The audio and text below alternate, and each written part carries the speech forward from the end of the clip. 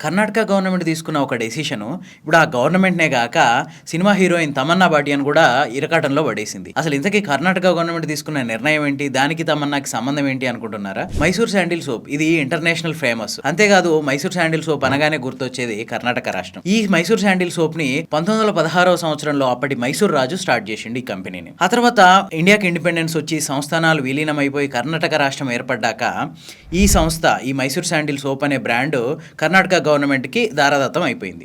So అప్పటి నుంచి దీన్ని కర్ణాటక గవర్నమెంటే నిర్వహించుకుంటూ వస్తుంది.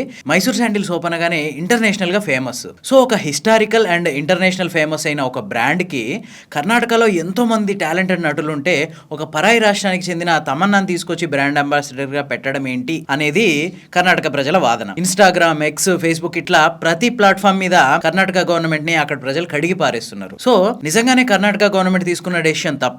మీరేమనుకుంటున్నారు? కింద కామెంట్ చేయండి.